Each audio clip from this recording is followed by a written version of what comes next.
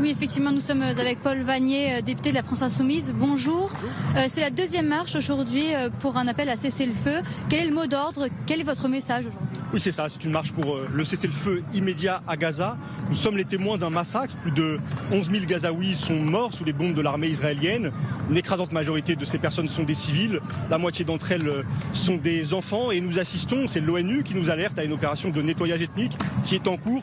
L'ONU dit même qu'il y a un risque génocidaire dans la bande de Gaza. Alors il est important aujourd'hui d'être très nombreux, place de la République. Nous sommes à l'appel d'organisations politiques, dont la France Insoumise, Europe Écologie Les Verts, le Parti communiste, des syndicats comme la CGT, la FSU, des dizaines d'organisations, de collectifs. Cette mobilisation populaire, elle compte parce qu'on voit qu'elle fait changer la situation, changer aussi la position de la France. Et de ce point de vue-là, je me réjouis des mots qu'a eu Emmanuel Macron hier sur la BBC, puisque à son tour, il appelle désormais au nom de notre pays à un cessez-le-feu.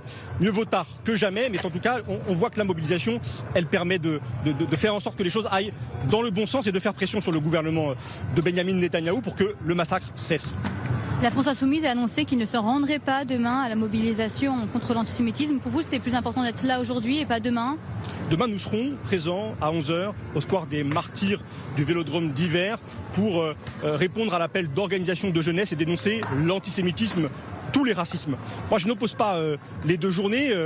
Demain, c'est une journée pour défendre nos compatriotes juifs, musulmans, tous ceux, toutes celles qui sont victimes de racisme. Mais par contre, il est vrai que nous ne participerons pas, nous, les Insoumis, à cette opération de blanchiment politique de l'extrême droite qui est organisée, qui est co-organisée par la présidente de l'Assemblée nationale et du Sénat. Nous ne manifestons pas contre l'antisémitisme avec des antisémites. Et l'histoire de l'antisémitisme de l'extrême droite, ça n'est pas d'ailleurs qu'une histoire, c'est aussi le présent de l'extrême droite. Vous savez, face à moi, dans l'Assemblée nationale, il y a un député RN, M. Bocaliti, qui avant d'être député vendait des livres négationnistes. Donc elle n'a pas rompu avec ce passé, l'extrême droite d'aujourd'hui. Hors de question donc de participer à une opération de blanchiment politique demain. Dernière question, est-ce que vous condamnez les actes terroristes du Hamas du 7 octobre?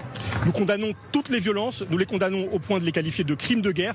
Et qualifier ces actes de crimes de guerre, c'est appeler à ce qu'ils soient jugés devant la Cour pénale internationale pour que ces auteurs soient durement châtiés. C'est atroce, ça nous a tous bouleversés ce qui s'est passé le 7 octobre en Israël. Merci beaucoup Paul Vannier. Vous pouvez le voir derrière moi, les gens commencent à arriver. La marche devrait débuter d'ici quelques minutes.